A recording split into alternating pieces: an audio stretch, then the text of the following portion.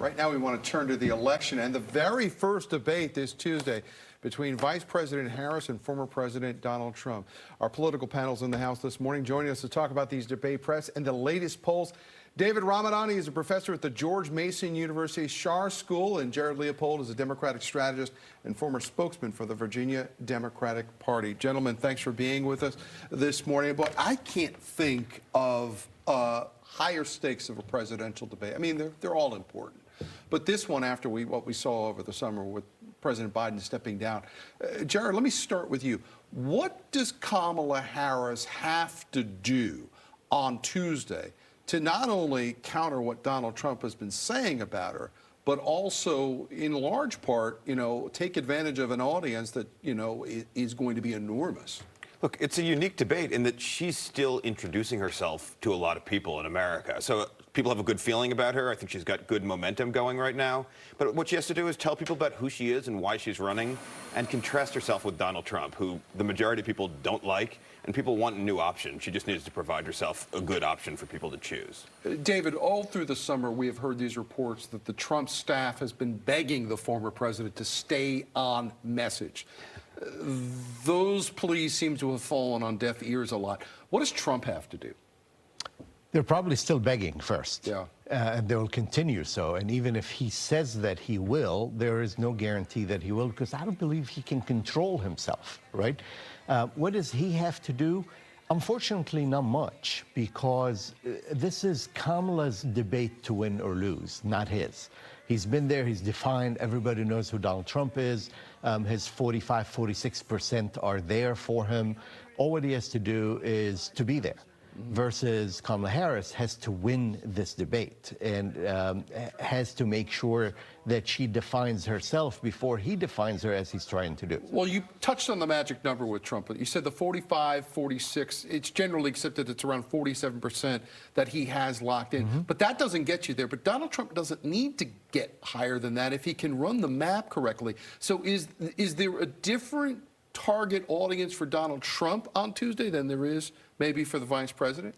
There's always the audience for both of them, which is the independents, educated women that can go either way, right? But is he going to actually get them? That is the big question. Now, sorry, go ahead. Jared, one of the things we saw in Joe Biden's performance in the earlier debate was one of the themes of his debate presentation, some of the fumbles aside, was that Donald Trump represented a threat to democracy. It was almost echoes of Bob Dole's "Where's the outrage?" line at points.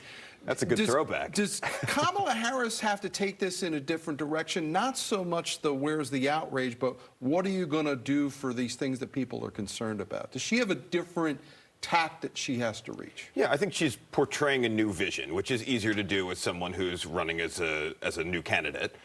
So she's talking about freedom. And I also think that, there is some pressure on Trump here as well, in that he messed up a lot in that debate against Biden. People forget about it because of what Biden did. Nobody was talking about. But talking about black jobs, his comments on abortion, that kind of stuff turns people off. And when the spotlight's on him there, against Kamala Harris, who's a good debater, I think that's a challenge. One of the things I've found kind of interesting about this dynamic since Biden pulled out was that almost, the age question went off the table for the Democrats.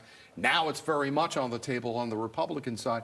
But also, even though Donald Trump has been on the trail lately saying that, Kamala Harris hasn't done this or that as vice president, vice presidency is often a very ill-defined job at its core. So has the matrix here of who the incumbency that's on question here flipped, David? That now, as Trump is a former president, he has maybe a record in office of 4 years that Harris doesn't. This is a race like no other, right? Having the switch that happened between Biden and Harris. She's going to carry that incumbency whether she wants to or not, whether it helps her or not. Today, what you're looking at two incumbents running. The difference is Trump is responsible for all what happened during his time. Harris is not. She was number 2, and she was a vice president who didn't have the decision-making as other vice president had, such as Cheney during the Bush time, for example, but she's going to carry that for good or bad. One thing we know that these polls have been tight. I want to throw this up here. Real Clear Politics polling average in swing states finding Harris with a slight lead in Georgia, Michigan, Wisconsin, Nevada. Trump with a slight lead in Arizona and North Carolina, and in Pennsylvania they are in a dead heat. So, you know, these battleground states, as we said, that's where this is probably going to get decided. Does that alter what they say on Tuesday if they're talking directly to those 7 states? Absolutely. I mean, that's why Kamala Harris is preparing in Pennsylvania. That's why at every coffee break she's going to run down and meet people and shake hands, and literally at coffee breaks she's going to do that. Those are the states. That is a race, and today 2 points up, 2 points down is not going to make a difference. This is a statistically tied race as of now. Jared, does Trump define his message at all, or is it just one boilerplate, one for the entire country? I don't know if he could define his message if he tried. I mean, he can, his paid ads can do that, but Donald Trump cannot stay on message. So I don't know that he's going to be able to distill it down to what to say to voters in Johnstown, Pennsylvania, you know. Real quick, a lot has been made about the microphones in this debate lately, you know, and again, apparently the candidate who was not speaking is going to have their microphone turned off. What is your take on that? Does that hurt Trump, help him? Where are you at on that one? It helps Trump. Yeah. It helps Trump. One of the dynamics of, if you remember the debate between him and Hillary Clinton, was how he insulted Clinton, how he showed, I mean, he stood behind her. He can do all of that now, but he would have gone beyond what is acceptable in an average person's mind if the microphones is on, and he would have looked like a bully. He may not look like it now. Also going to lose one of those great lines from 4 years ago when Joe Biden said, "Would you shut up, man?"